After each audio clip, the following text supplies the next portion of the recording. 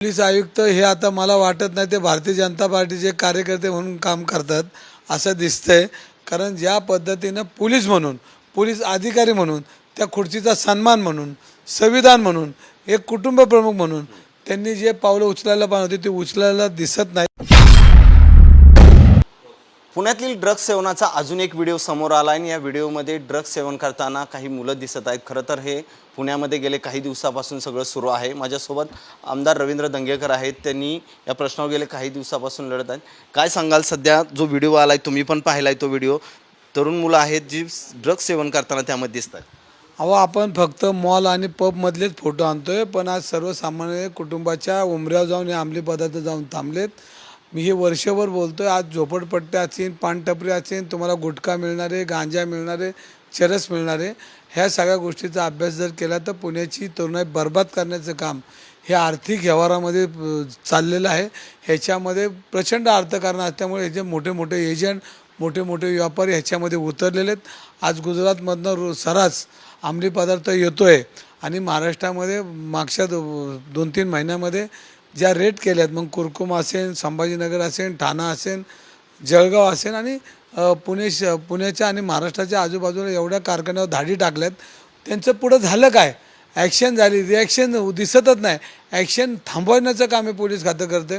मंत्र्यांचे फोन येत आहेत आणि मंत्र्यांचे आणि ह्याच्यामध्ये हे जे पब चालवणार आहेत ह्याच्यामध्ये पोलीस अधिकारी मंत्र्यांचे हात आहेत, त्यांच्यात पाहुणे रावळे आहेत आणि ते सगळे या पद्धतीने करतात आणि पुण्याच्या नावाला काळिंबा फासण्याचं काम हे सगळे करतात.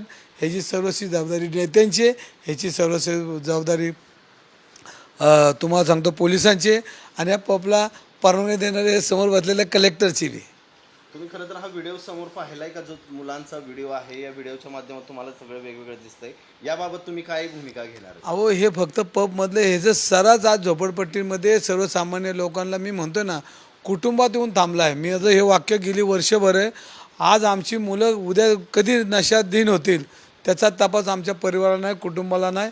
मुलगा बाहेर गेला तर आईबापाला इतका प्रचंड त्रास होतो की तो मुलगा काहीतरी घेऊन येईल आणि नशा अशा निघल्यात की ते साधं पान जरी तोंडावर ठेवलं तर ती नशा चालते आणि पालकांना बी कळणार नाही वही ठेवलेलं नशाचं पान हे अशा पद्धतीच्या नशा आल्या. त्याच्यामध्ये टेक्नॉलॉजी झाली आणि या टेक्नॉलॉजी प्रचंड प्रमाणात अर्थकारण असल्यामुळं आज आमची तरुणाई बरबाद होती. ह्याच्यामध्ये पोलिसांनी गंभीरपणे ह्याच्यात लक्ष घातलं पाहिजे, एक्साईजच्या अधिकाऱ्यांनी घातले पाहिजे, ह्या खात्याचे मंत्री यांनी घातलं पाहिजे. बाद झाला आता पैसा कमवायचा, आता जनतेसाठी काम करा. तुम्हाला 1-2 पोरंच असतील पण आमची लाखो पोरं बरबाद करताना तुम्ही जो पैसा तुमच्या घरी नेणार असेल तर तुम्हाला किती सुख मिळणार आहे हा महत्त्वाचा भाग. खरं तर हा व्हिडिओ तुम्ही पाहिला, आता या व्हिडिओच्या संदर्भात काय दखल घेणार किंवा तुम्ही कुणाकडे तक्रार वगैरे करणार आहे का अशा व्हिडिओ? नाही, हे आता तक्रार करायची गरज नाही. आता लोकांनी कायदा हातात घेतला पाहिजे आणि सरळ जाऊन जनतेने त्याच्यावर ॲक्शन केली पाहिजे आणि ज्या पद्धतीनं काय करता येईल त्या पद्धतीने हे सगळं बंद केलं पाहिजे. जनतेने यासाठी उतरावं लागेल. पोलीस कुचकामी ठरलेत. पोलिसांचे ज्या आता बोलतात त्यांचे अधिकारी बोलतात, सत्ताधारी आमदार बोलतात, लोकसंख्या आणि हे त्या गोष्टी फालतू बोलतात आणि फालतू बोलून हे जनतेचा येड्यात काढायचं काम करतात. ह्यांना जर हे सत्ता करता येत नसेल तर घरी बसा. जनतेत अनेक लोक चांगले आहेत, ते येऊन सत्ता करतील. तुम्ही म्हटलं की यामध्ये अर्थकारण मोठं होतं, काही मंत्र्यांचे आणि अधिकाऱ्यांचे खरं तर त्यामध्ये लागेबांधेत किंवा त्यांच्या नातेवाईकांचं आहे. कुणाचं आहे असं तुमच्याकडे नावं बिवं आहेत का? तुम्हाला मी माहिती आहे ना, मी बरोबर नावं सांगतो. अजून सांगा, आता सुरुवात आहे, अजून नवीन पाडा आता वाचायचा आहे.